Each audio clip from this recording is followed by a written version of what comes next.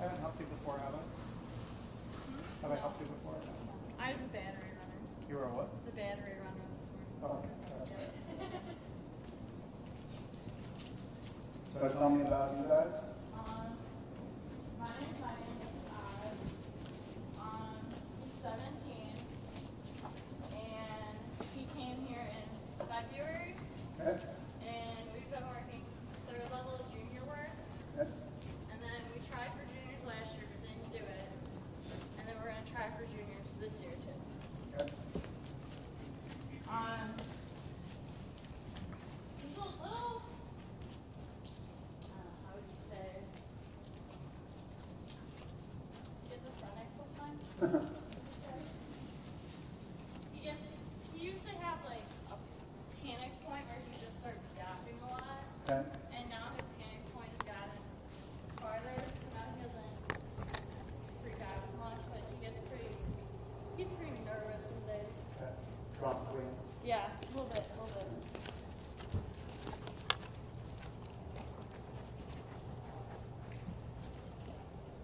Okay, just working with that. Let me keep like normal. No rush, no pressure.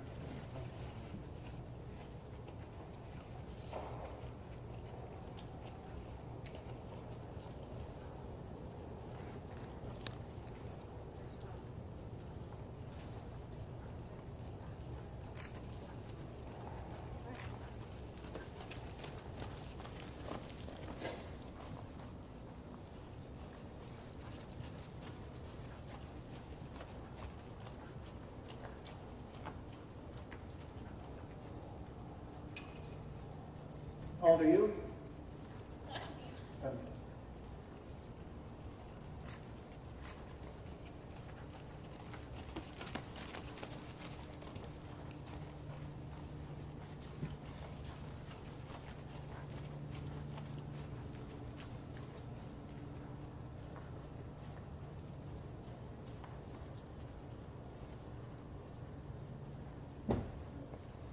Just little thing, to start with there, as you go, want to see still your heel a little more down.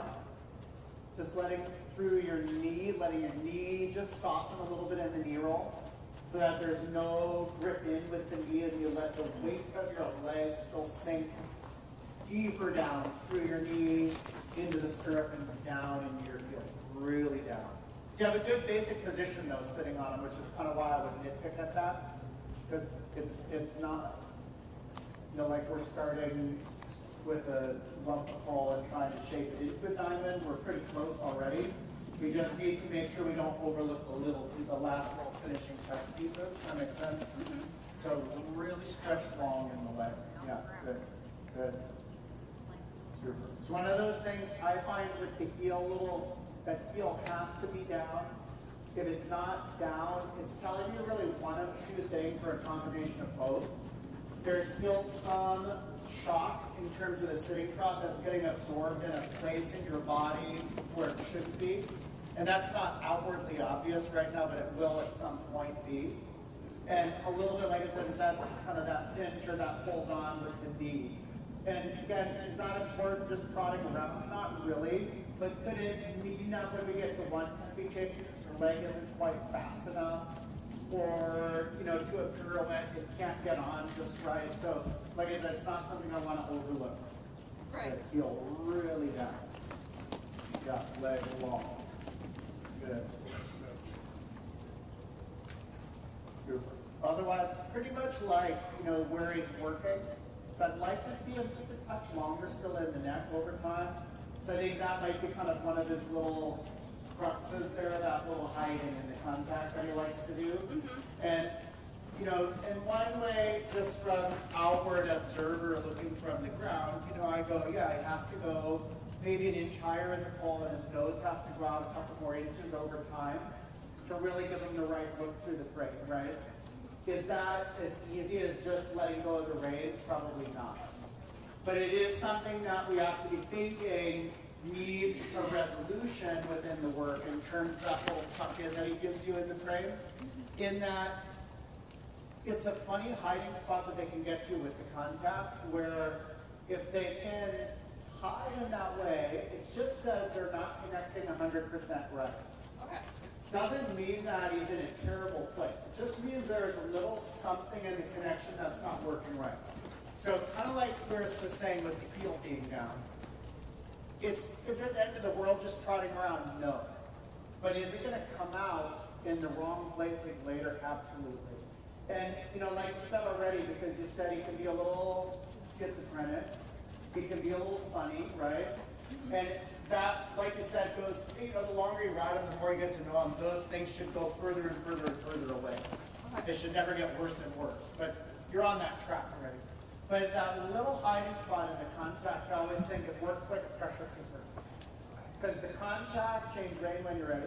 The contact or the way they connect works like a, you know, in the airport, those people movers you get on, it's like an escalator that's flat.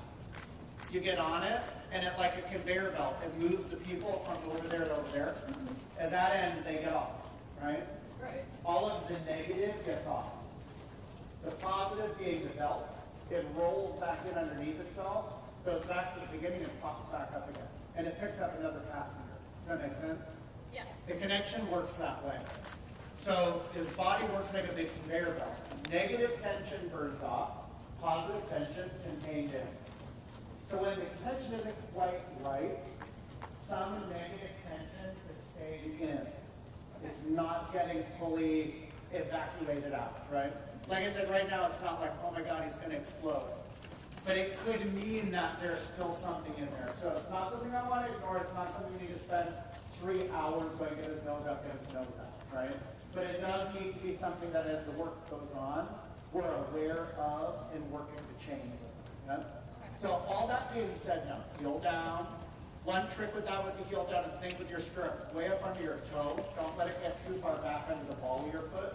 See if you can keep it kind of like it's just barely under your big toe, even further forward. Good, more. There it is. Yeah. And then let your heel, let the weight of your leg just drop into that. Knee loose, leg hanging long. That's better. Good. So with that being said with the frame, I want you to think now is inch higher in the pole. Just little half balls, little bump here and there. Definitely careful with the mat as you're starting to say an inch higher. Don't, doesn't mean you can't move your head. Don't let it creep up and start to hold them up, right? So you might have to get in a little bump with a little half ball that just says, hey, don't hide down there. No complacency in the contact. Right, good, good, good. That's getting better. What I want you to think as well is as you start to feel this pole come up, I want you to power up the sign legs just a touch more. Just a little bit at a time. Take a round over me when you're ready. And I want you to just kind of stay focused on saying inch higher, little more power. Inch higher and more power. That's getting better. And just let that build slow, right? And by more power, we don't need like big medium trucks, right? More power is just a little more push from the hind leg. Doesn't have to be a big dramatic change. Good, right? Inch higher, just a little bump in the contact, and a little nudge of the hind leg. Good, nice, nice, great. There you go. That's severing the contact. Good. That should kind of be a basic, you know, kind of, let's say that should be the minimum. Energy-wise and or height frame-wise. Good, good. Nice job. No lower than that in his neck.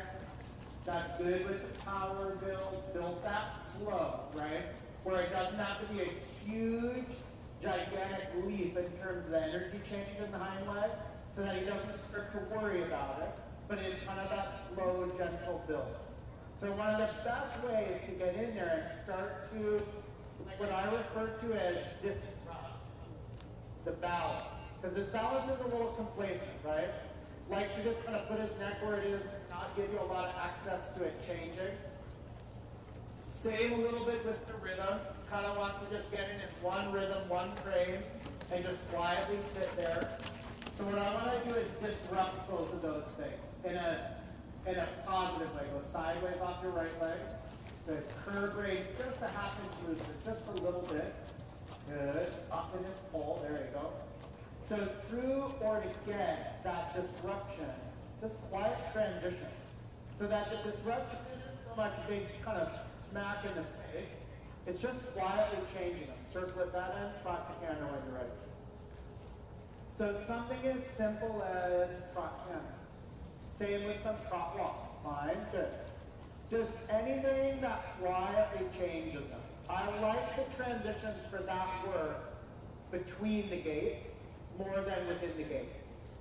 Because I find sometimes within the gait, the intensity level is almost too high relative to a between the gait transition. So if I'm just taking the go more or less, more or less, more or less, they kind of get a little amped up to that. Whereas if I'm just going trot, canter, trot, canter, trot, canter, trot, canter, they're not thinking anything of it, but their energy level and their balance is changing. The curve brain's still just a touch looser. And that's so that there's no excuse on his end to give you that little tip down. It's not like you have way too much curve. But I am for just a few minutes to make sure that when we're saying to him,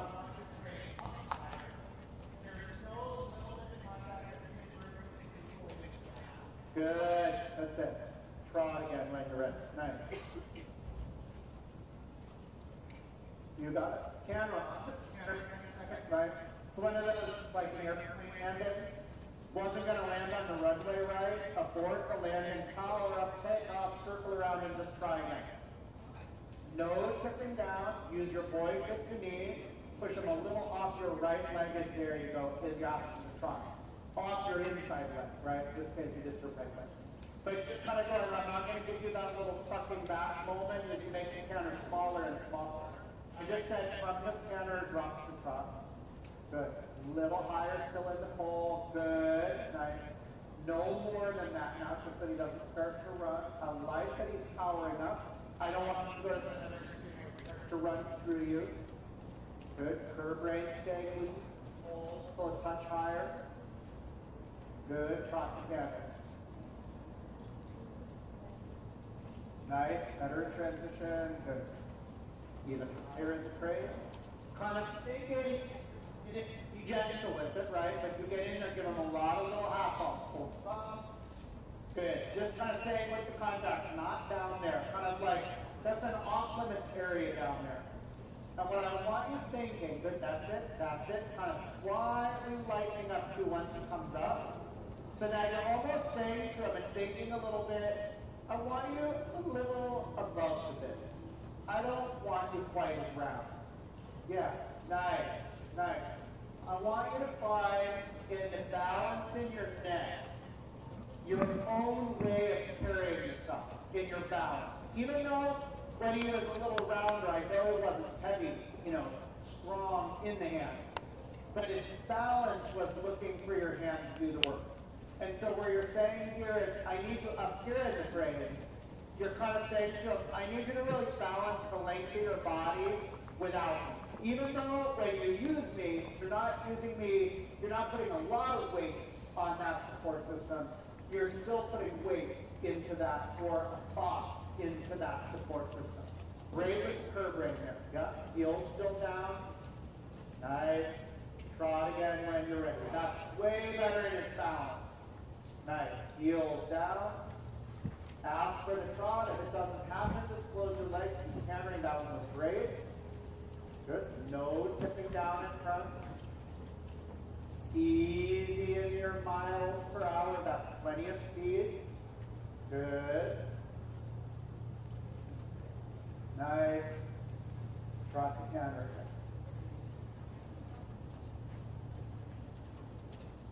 Fine. Good.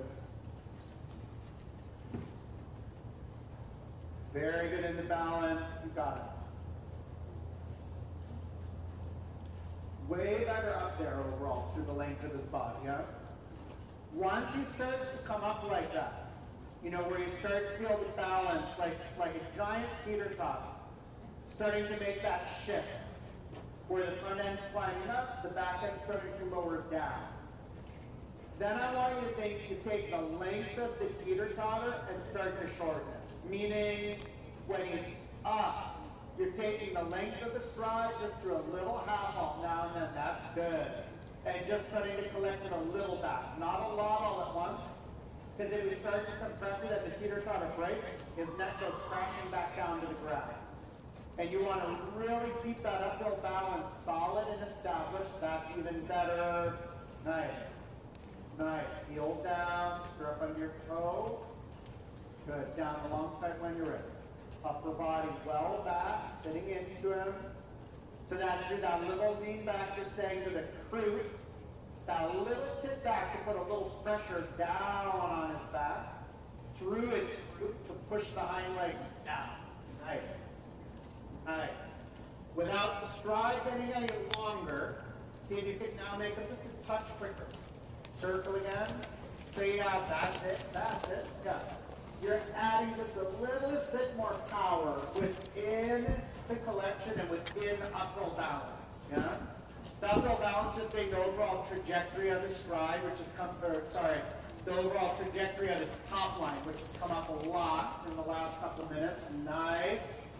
The collection being the length of stride. So as his frame comes up higher, the stride covers less ground reaching out. So that as he's uphill balanced and the stride is climbing more up, you got a little bit of power. Very good. Where you just say, now I want this to really spring and climb into the air. Good.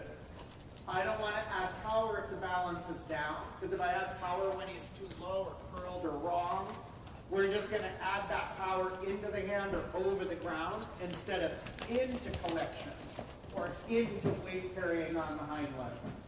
Nice. So like if we go back to what we were saying in the beginning with the connection, if his balance is wrong and we power up his hind legs, we drive him into a more incorrect connection, right? Whereas if his balance like it is there, the shape, everything's working right, and you add a little power in, you're generating more connection, more elasticity, and more ability for your half halts to work because you get a better fill of contact to the rein. Nice. Heels down. Trot again when you're ready. Nose tipping down. Good. No charging on his head. Pole staying up. Good. Good. Nice. Nice. Walk when you're ready. Good. Good. Little break. Notice in there too, when you start to get him in that better balance where he's a little higher, he also starts to charge just a little more. When you leave him alone in his balance, he's pretty okay if you don't disturb him, right? So, and that's telling of just that little hiding spot in the contact. So when you leave him in his hiding spot, he's happy to be there. Like I always refer to that as just a little complacency. When you start to break that up, just through a couple of transitions, you're saying, up here it's kind of going, well, wait, if I can't hide from it, I don't like that intensity in my body, so now I'm going to run through it a little bit. And you have to be pretty diplomatic with it at that point, because if you start to then say, no, and you get too strong, one of two things. He goes back to his hiding place, or he has a drama attack. Right. Because all of this power just built up, and in a way, we just kind of slap them in the face for it. And so then they go, well, what do you want me to do? And that's where they get this, like, hyperventilating and drama attack. And so, like, that was good there. As he starts to power up, he just keeps saying, I want energy, but I know you're running away with me. I'm going to leave you up here, and I'm just going to keep getting little half halts and saying, no, slow down, calm down, stay settled on your hind leg, but I won't get too tough or too involved. Like I said, don't ignore it. Just don't go, oh, this is a big deal, he's starting to charge. It kind of is a big deal, but it's not. Stuff like that I always think, is a resistance or an evasion. Sometimes they're kind of the same thing, sometimes they're very different. Resistance being like, I really don't want to, and you've got to make me. And evasion being, I really don't want to, is there an easier way? But either way, I always look at resistance and evasion, I kind of think, is that normal or abnormal? Like if we put him in this position, is what he's doing normal? Like a normal, every horse is going to somewhere kind of think that, and yeah, that's pretty normal. Okay. If I kind of put him in there and he slams on the brakes and he starts rearing, I'm like, that's pretty abnormal. Yeah. Like there's a reason that he's doing that. That has nothing to do with what we're asking him to do. That's some bad or negative association he's made with something else. We have to deal with that in an abnormal way. Okay. Because that's that's pretty normal. Yeah, he's getting a little like, I'm gonna escape this way. No, you're not. Well, I'm gonna escape this way. No, you're not. Well, then I'm just gonna hide from it. No, you're not gonna hide either. Well, I'm gonna just throw my hands in the air and throw myself on the ground and have a little drama attack. Yeah, I can see that. Yeah. But no, I can't accept that. Right.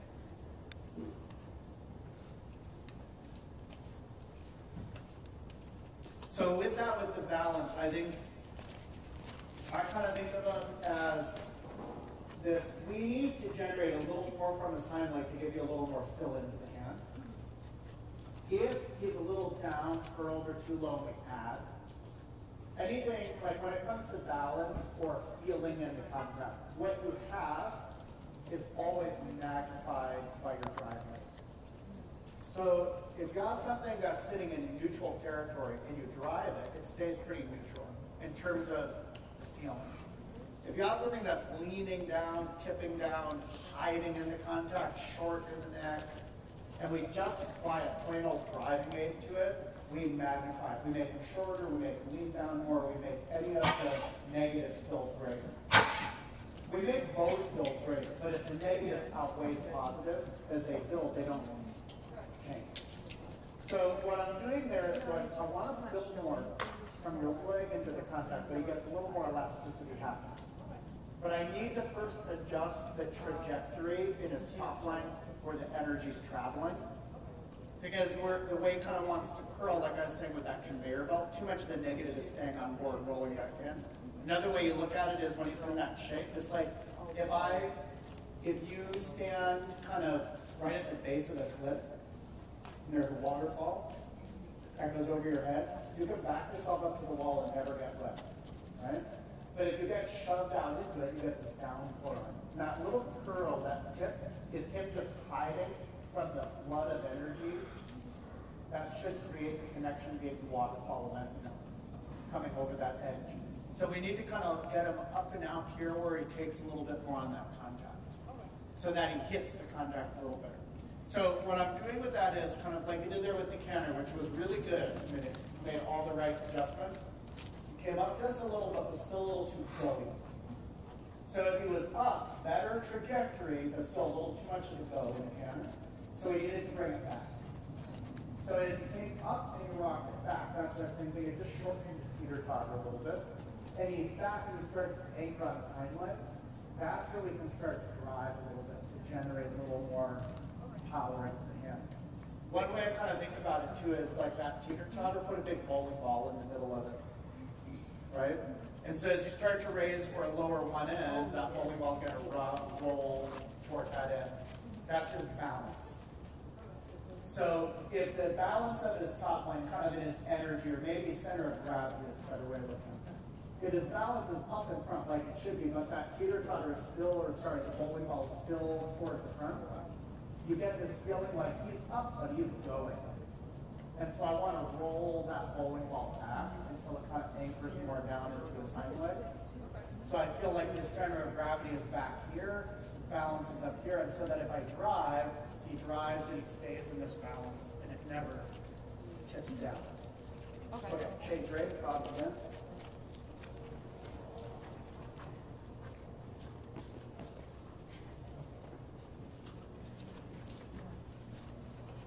You know that you've been in a motorboat, powerboat? Yeah. Do that feel like you're just sitting in the water and not moving? Start the engines and you start to accelerate the way that it kind of climbs up on top of the water. And you have to get fast enough to level off again. But if you just kind of hit a certain spot and you just cruise, the bow of the boat stays like this. That's your powerboat balance, your uphill balance you want. Where you feel this resistance of the water pushing the front of the boat up into the air, as the motor is driving against it. Okay. Does that make sense? Yeah. So in your trot and in your canter, you want the resistance, which is just the contact and kind of this invisible wall of air that is pushing against his chest, pushing backward and upward as his hind legs and his motor are sending them against it. Not that we pull them backwards, but the wall resists the forward drive. So the same way the water doesn't push against the boat pushes against the still water, right? Yeah, good power right away, that's plenty. Nice, up in the pole another inch or so. Watch your curve rate. And like I said, it's not too much. I just look at it and think I don't want to give him an excuse. Right. Because that curb contact puts pole pressure, even just a little bit, and that pole pressure pushes the pole down. Nice, good. What I want from him, and that's plenty of power, I'm loving that. What I want from him is this feeling in your hip. Like the first horse I had this morning, I said, the feeling I want in front of the wither is a very, very polite, downward pull into the contact. With your horse, I want the opposite. I want a very polite, very steady, upward, outward pull. Does that make sense? Mm-hmm. I want to feel like if I just put a halter on him, hold you off and put a halter on him and trotted him around, where would his neck go? It would go kind of where it's at right now. His nose would probably be out another couple inches. But that's about the right balance, right? That's what I always refer to as that naturalized or normalized balance. Where he uses his neck, like he should use his neck, like a tightrope walker uses a balancing pole, he uses his neck as his balancing pole or stabilizer to his balance. So we're saying to him, here you have your neck, yeah, it needs to kind of be around. But the basic idea is feeling in there is I want to have this upward, outward telescope of my neck so I can hold myself in balance at all times.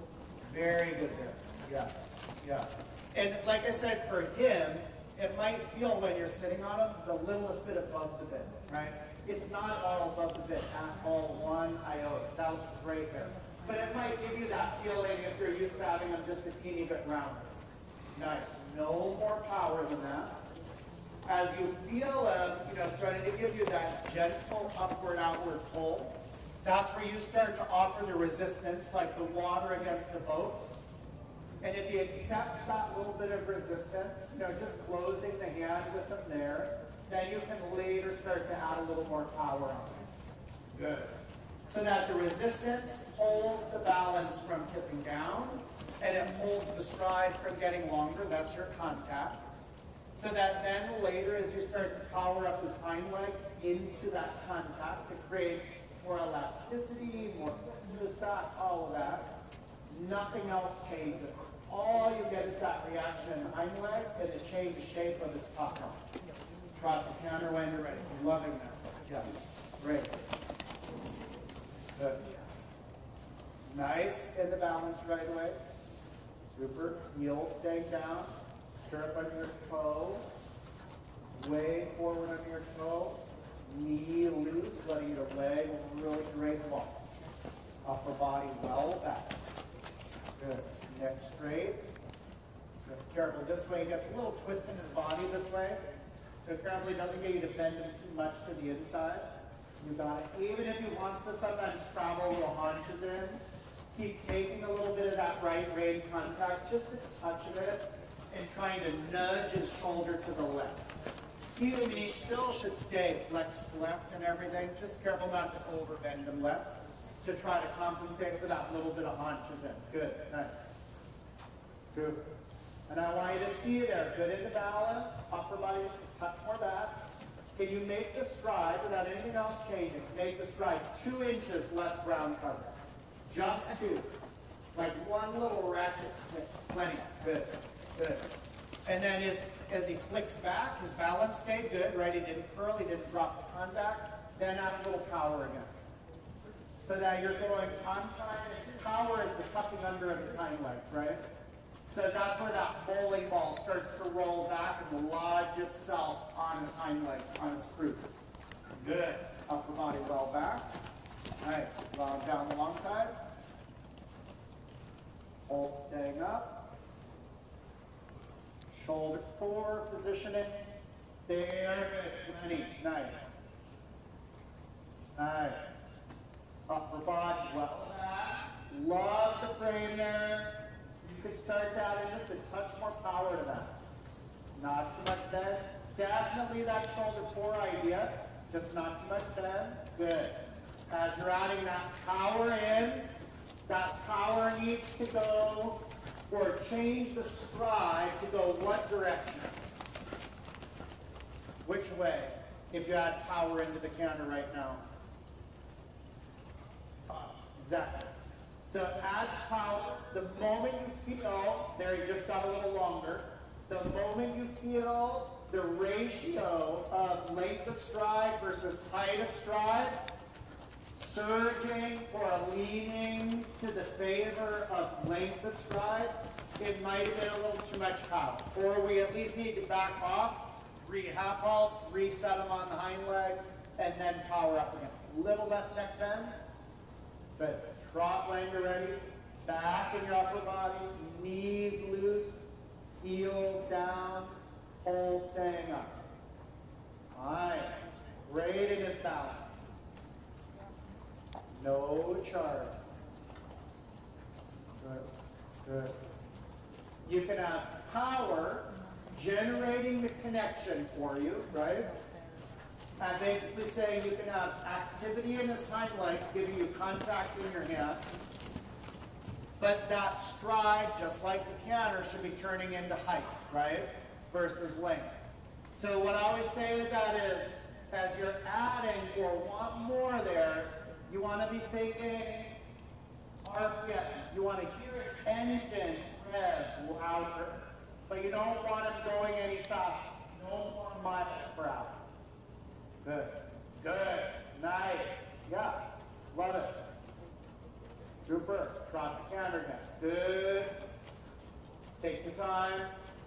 No speeding up. Stay locked into that little bit of shoulder in positioning. Good. Nice transition. Up in front. That looks great. Still a little too much bend in his neck this way. There you go. Same idea though with that shoulder in positioning. That's right. Just make sure that it doesn't end up being more bend than angle. Good. Add a little power. Make sure again you just add, and that's a little nudge from the leg, maybe a little pluck. But as you add that power, nice, it climbs into the excellent center line. Don't forget a little bit of shoulder in positioning. Not a lot of bend, but definitely keeping your shoulder nudged over to the left. There you go, good, good. Heels down.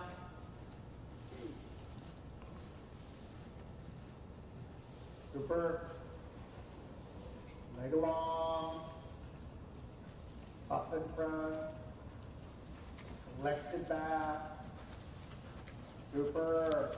Trot again. Love it. Don't forget a little bit of shoulder in. Not by bending them, but by taking that right rein in contact. Pushing the left leg a little against the right rein. Good. And a trot again. Nice. Good. And a walk right once more. Super. Looks quite good there. Yeah. Now I'm going to be mean to you. Okay. Cross your stirrups. Okay.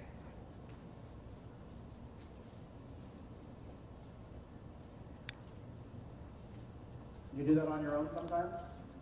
In lessons and stuff? Good. That's, like I said in the beginning, that's because, not because you're sitting poorly, but because I actually want to make you sit that last little bit better. And that's the biggest thing I'm seeing there is just a little pinch still in the knee, kind of supporting the balance in your body. And I want to see that pinch in the knee basically dissipate down through your leg to your heel a little more. And a lot of times, just taking the stirrup away where your leg just drapes that little bit longer, the knee angle opens up just that teeny bit more, it takes away that ability. Yeah? So with the stirrups, I was always saying heels down, right? Stirrup on your toe, heels down. Can you push your heel down without the stirrups? If you have the stirrups, you can push down, right? Yeah. Oh, if you have them. But without the stirrups, can you push against them? No, so you have to take toe up. That makes sense? Yeah. So you pull your toe up. So what you feel with the stirrups and you push, you get a stretch in your calf. What you feel when you don't have the stirrups is a burn in your shins. Pardon? Yeah. So if you're riding around in a minute and your abs aren't burning and your shins aren't burning, something's wrong. Yeah. Not wrong like, you're doing it all wrong, but wrong like you gotta lean back a little more and you gotta pull your toes up even higher.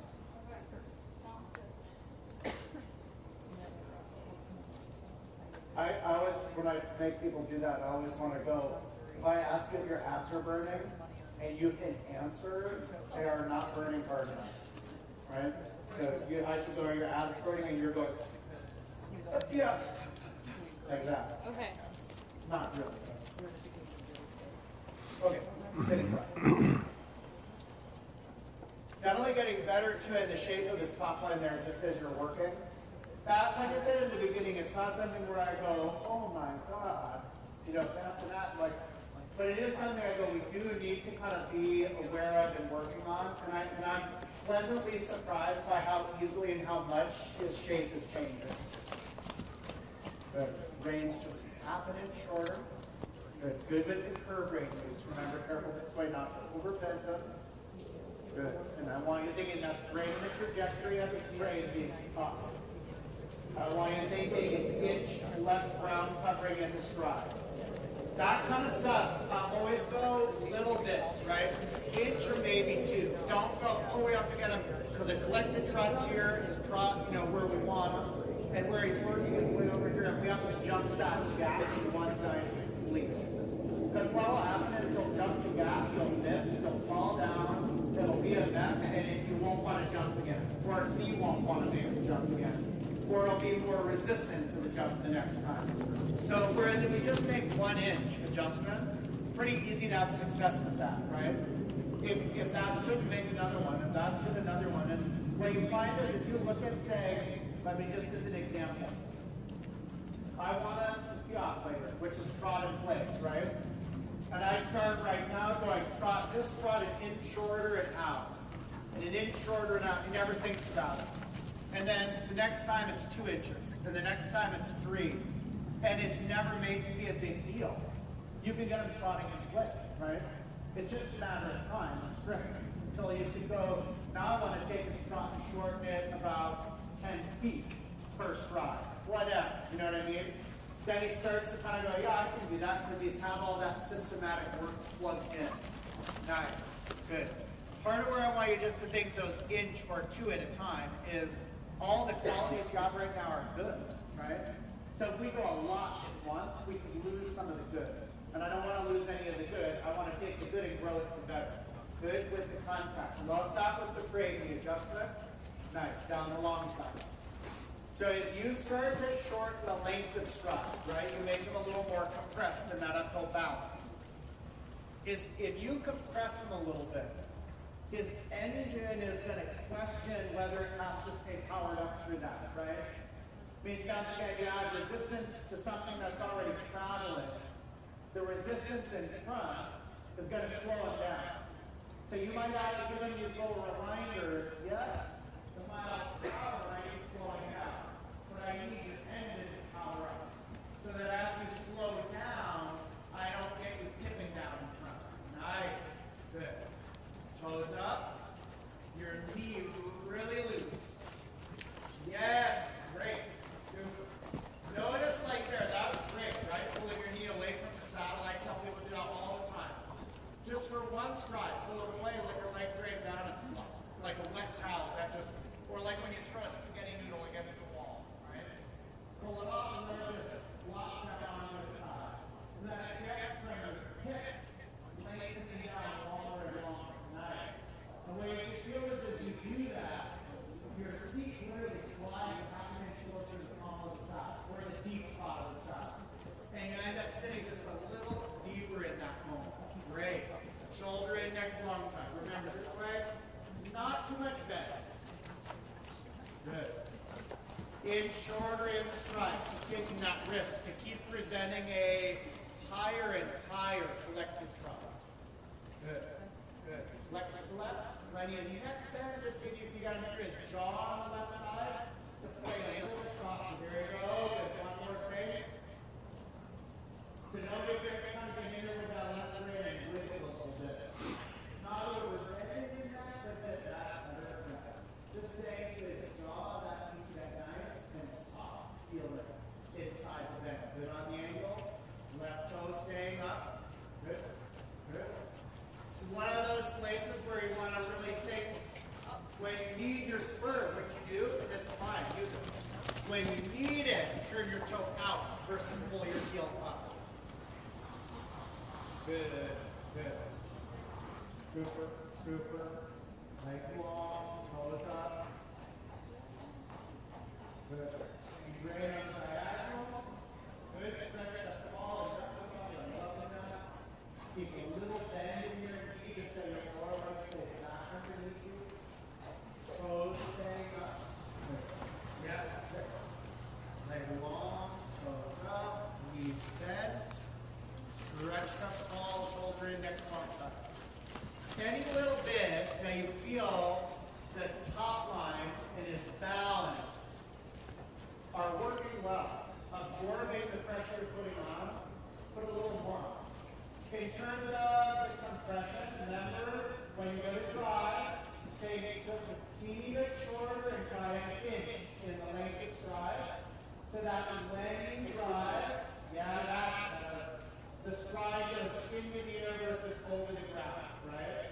Little less angle on this side, that's it. Your eyes looking right between the ears. Good. Little play on that right leg, right toe up. One more shoulder in again. Wiggling that right leg. Good. Right hip angle, right leg. Easy on that side of the ankle. Wiggle in on that side. Right. Toes up. You got center line. Pull, stay up. Trot, relative. Think the trot stays small in the ground cover, but high in the high cover. Back to your upper body. Good. Good. Trap right again.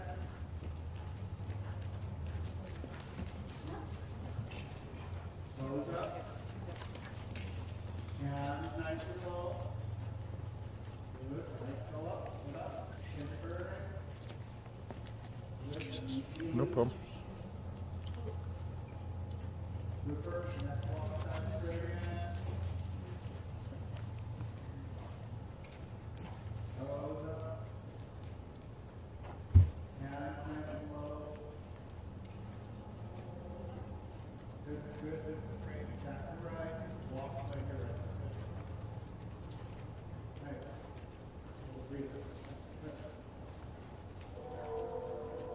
Changed a lot just from the beginning with the frame rate. Like I said, in a good way, but quite surprised pleasantly by where he's going with that.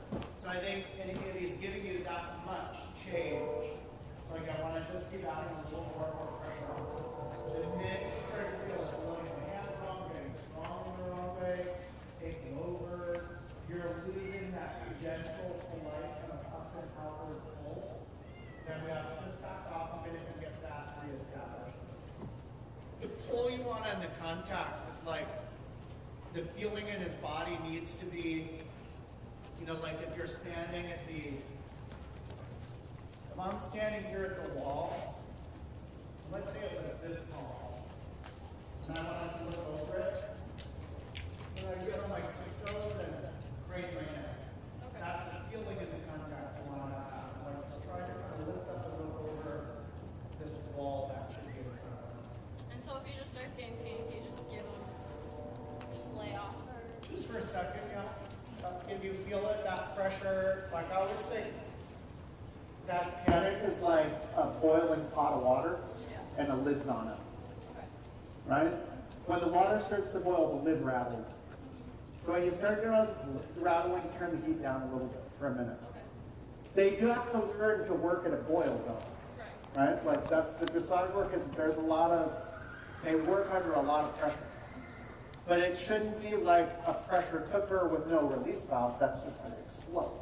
There needs to be a release valve. So if you start to feel it build too much, just ease up or take a little pressure off. Some of it can bleed out for a minute. Okay. There's an art to it, you know, with the riding, with that stuff, because you have to know, like I said, they have to work there, but then you also have to know where's the explosion point. Like when it's too much, where he then has his panic attack. Because honest, like I said that with a couple of horses now, they have this muscle memory and they learn through these associations and all that. Every time they have a little panic attack, that panic attack just bred into them more panic attacks. Because it happened. Right. If you have a behavior, it happened. And anytime they have a behavior, they always repeat the behavior, good or bad. Because whatever it was that kind of exaggerated it out is going to happen again. So the good stuff is obvious. Like we keep creating the good stuff. The bad stuff also, because as you create something, you're putting a pressure on. Or you're doing something that's putting him outside his comfort zone, which I have a panic attack. He has this panic, doesn't feel good to him, feels terrible, his back gets tight, his brain starts to buzz, he's freaking out. Is he inner reflective? Does he look at it and go, boy, I'm dumb, what am I doing? Right. I'm stressing out over nothing. No, he looks at it and goes, what did you do to me? Yeah. He feels all of that happening in his body and he blames you. Or he blames the moment right before the panic attack. So the next time it even gets kind of crosses his mind, or that little pressure point comes in sight, he starts reacting even sooner to it. So that's why I think, like, for negative or positive, they repeat behaviors. So we have to keep the negative behaviors from happening and just keep facilitating more positive ones. They also have to work at that pressure point, though. You know, so that's where the art comes in. Of how much do I push it without letting a panic attack come in, drama attack? Okay. Once more in the canner.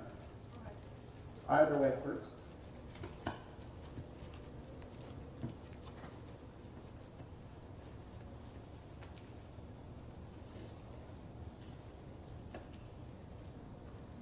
Like, that, you know, that feeling is the same when they touch the hot wire. They don't look at themselves and go, oh, I shouldn't have touched the fence. Yeah. They whirl around and kick at the fence. Right. Like, the fence just bit me. Right. You know, like it's all the fence's fault. They don't go, oh, I shouldn't have leaned against it. Although they learn by that association, when I touch the fence bites. Right. Same thing. When I get in this position, mom just taps my back, even though you're not. But that's the thought in his mind when he's having that panic. He created it, but he blames it on you.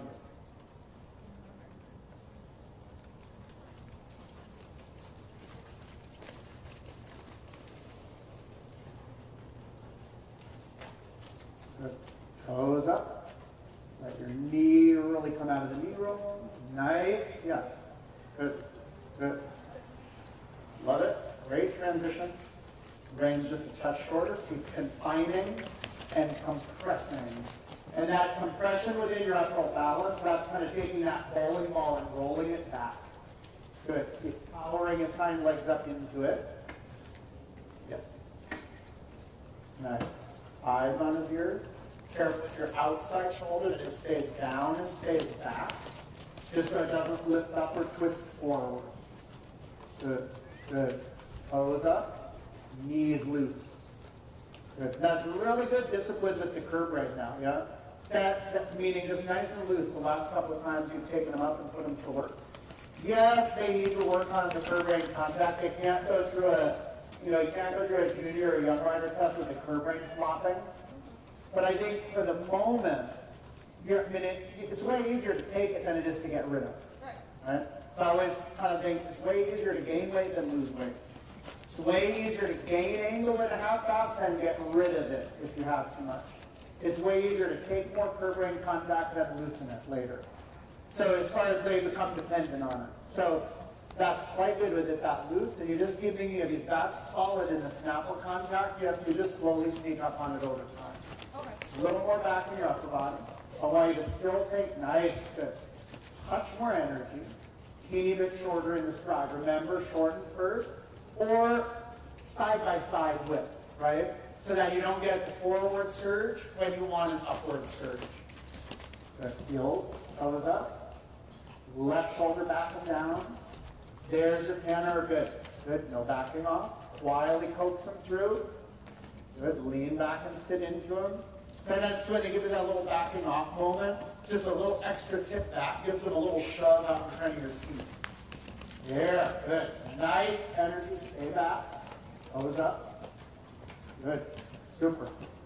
Super. No shorter than that now, because that's running right on the verge. You feel that, right? Starting to back off, but I like the basic thought there. Good, down alongside with it. Left shoulder back and down. So when you start to feel them back off like that, one of two things have to happen. Either is the right answer. There's really no wrong or right. You will find one works better where there is a more right over time. But what's most important first is you just get them out of that little sticky spot. So one is his hind legs need a little more RPM. They need a little rev in the engine. The other is you might have to let a little pressure off of the compression or color. So like I said, neither is really wrong or right. Yeah? Because in a way, really the ideal would be to rev up, add more RPMs. But we could have gotten to that state because we collected them too much. Could be our fault, right? So in that case, we have to let some pressure off. Or he could have gotten to that state because he backed off, which means you have to really let you rev the RPMs again. So you kind of have to look at why or how we got there. That's where I say neither is right nor wrong. They're both acceptable at that stage. Toes up. Knee loose, down the long side again. Good. Working that little bit of right flexion through the jowl. Play on that right rein. But he stays soft looking to that side. Toes up. No backing off. Center line.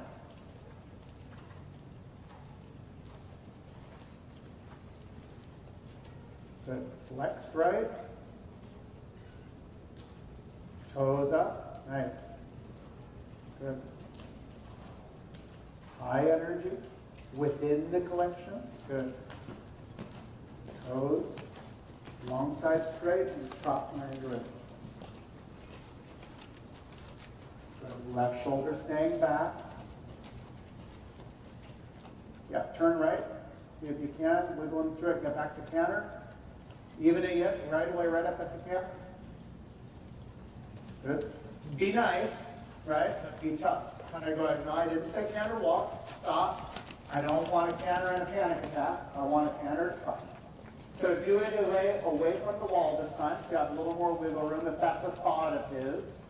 Good. Do it even in a turn as you're turning to the right. So you can push him a little off your right leg to help keep him moving as you ask for trot. Trot again. And turn him into a little bit of a leg yield to get him to trot. Yep. Good, good. Off your right leg, right leg, right leg. Even if you're only using your right leg in that moment, just so that there's no option for him to stop moving. One more. Trot canter again. Toes up. All right, good. That makes sense with the sideways? Mm-hmm.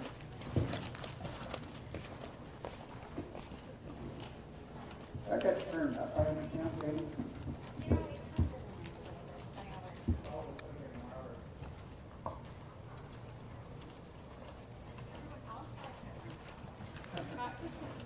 Sideways. Sideways. That's good. Yeah. One more.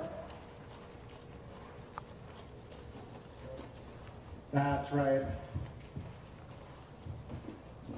When you're ready, trot again. Use that sideways off your right leg. Better. There you go. Good. Good. Nice. Change right. And I just want one more time for the left. No charging. Hold staying up.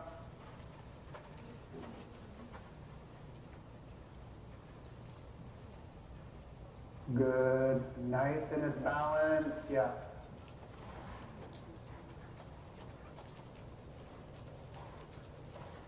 Drop the canter this way. Love it. Great transition. Yeah. Good to his back. Jumping into the air. Hands staying nice and low. Those bum tap-offs are absolutely fine, right?